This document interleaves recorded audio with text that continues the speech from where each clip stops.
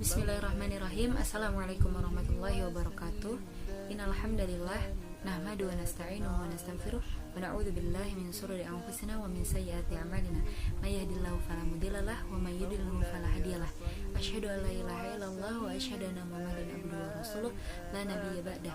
Segala puji bagi Allah sehingga pada detik ini, sampai detik ini kita masih bisa merasakan nikmat iman, nikmat Islam dan nikmat ihsan. Tak lupa juga kita aturkan salawat serta salam kepada baginda besar kita Nabiullah Muhammad SAW. Allahumma sholli wa sallim wa barik alaih. Pada kesempatan kali ini saya akan menyampaikan terkait siapa role model kita sebenarnya dan bagaimana keindahan akhlak beliau. Jadi tentu kita sudah tahu ya, role model kita adalah Nabi Muhammad SAW. Kenapa harus Nabi Muhammad SAW? Jadi pada Quran surah Al-Ahzab ayat 21 yang artinya, sungguh telah ada pada diri Rasulullah SAW itu suri teladan yang baik bagimu, yaitu bagi orang-orang yang mengharap rahmat Allah dan kedatangan hari kiamat dan yang banyak mengingat Allah. Jadi di ayat ini, intisari dari ayat ini adalah kita sebagai muslim gitu kan, muslim yang mengharap rahmat Allah, kita tentu harus menjadikan Nabi Muhammad SAW ini sebagai suri teladan kita, yaitu role model kehidupan kita. Ya, namun kenyataannya pada zaman sekarang gitu kan ya, anak-anak banyak yang lupa gitu bahwasanya role model kita ini adalah Nabi Muhammad SAW dengan begitu indahnya akhlak beliau gitu kan, begitu indahnya tutur kata beliau, begitu indahnya gitu berinteraksi dengan orang yang lebih tua, berinteraksi dengan orang yang lebih muda bagaimana. Banyak hal-hal yang perlu kita pelajari dari beliau, terutama dalam berinteraksi, karena kita selaku umatnya gitu kan ya, tak bisa lepas gitu ketika bertindak gitu, harus selalu mengikuti sunnah-sunnah beliau, karena sunnah-sunnah beliau inilah yang jadi tuntunan gitu bagi kita kan ya. Jadi pedoman kita ini adalah Al-Quran dan juga sunnah gitu kan.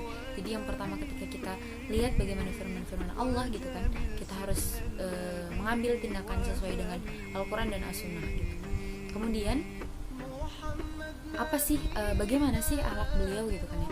Jadi tentu ya ada satu kisah masyhur gitu kan yang sudah sering kita dengar ketika Rasulullah SAW memberikan menjadi sukarelawan gitu ya, yang menyuapi seorang pengemis gitu kan ya, seorang pengemis Yahudi. Kemudian beliau ini diumpat gitu, setiap menyuapi itu diumpat oleh pengemis tersebut. Beliau ini diumpat oleh pengemis tersebut, namun beliau tidak pernah marah gitu kan ya. Bahkan sampai akhirnya ketika beliau wafat gitu kan ya, pengemis ini merasa yang menyuapi kok beda gitu kan ya, ketika Nabi Muhammad ini digantikan oleh Khalifah Abu Bakar gitu kan ya, kok yang menyuapi beda, karena suapannya itu kerasa lebih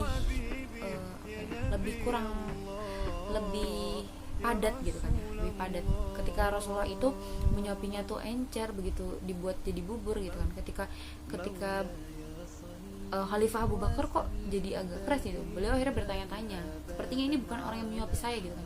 Dan akhirnya di situ ketika akhirnya Khalifah Abu Bakar mengatakan bahwasanya ternyata yang selama ini menyuapinya adalah Nabi Muhammad SAW. Begitu indah perangai beliau dan patut dan harus gitu kan kita jadikan beliau ini role model. Kemudian juga kisah yang sudah masyhur juga kita dengar ya, ketika Rasulullah SAW dihadapkan dengan kenyataan diusir gitu kan, diusir kemudian dikucilkan gitu kan oleh kafir Quraisy, ketika dilempari dengan batu, dilempari dengan kotoran hewan gitu kan, beliau tetap teguh gitu kan dalam menyebarkan menyiarkan agama Islam ya. Kemudian kenapa gitu kan ya, mungkin masih banyak yang bertanya-tanya kenapa harus Rasulullah gitu yang kita teladani. Jelas ya, Rasulullah ini merupakan pembawa risalah gitu kan ya, penyempurna risalah gitu kan, beliau yang menyampaikan Al-Quran kepada kita gitu kan, yang akhirnya bisa sampai gitu kan ke zaman sekarang ini. Rasulullah yang membawa risalah ini gitu kan ya. Kemudian kita ya kembali pada tadi ya, ketika kita menjadikan Rasulullah SAW role model, tentu banyak hal-hal yang fitnah-fitnah dunia ini yang bisa kita hindari gitu kan. Kemudian yang terakhir, ketika kita dihadapkan dengan zaman ini gitu kan, zaman yang penuh dengan fitnah, kita nggak bisa lepas gitu dari nilai-nilai Al-Quran Al-Quran dan As-Sunnah itu tadi. Kemudian kita begitu banyak gitu kan perlu mempelajari sirah-sirah nabawiyah yang tentu akan memberikan dampak baik kepada diri kita, karena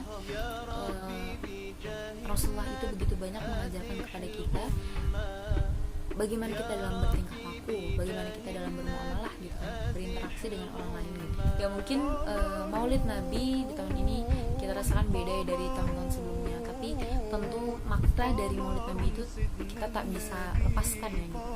Gak bisa kita singkirkan gitu aja. Jadi makna dari Maulid Nabi ini kita tetap bisa memaknainya dengan baik gitu kan. Bagaimana kita harus tetap menjadikan Rasulullah ini role model ketika bagaimana kita bersikap dari mulai mau tidur sampai tidur lagi gitu kan. Kita ini menjadikan Rasulullah SAW gitu menjadi orang yang kita jadikan contoh gitu. Kemudian kita harus tetap menyadarkan bahwasanya kita semua ini adalah kita semua ini berislam ya, berislam. Jadi kita jadikan satu sandaran kita, role model kita hanya Rasulullah SAW. Ya, yang terakhir saya sampaikan, mungkin pada penyampaian tausiah ini masih begitu banyak kurangnya, yang kurang hanya dari saya dan yang lebihnya hanya dari Allah Subhanahu wa taala. Wabillahi taufiq wal hidayah. Akhirul kalam, wassalamualaikum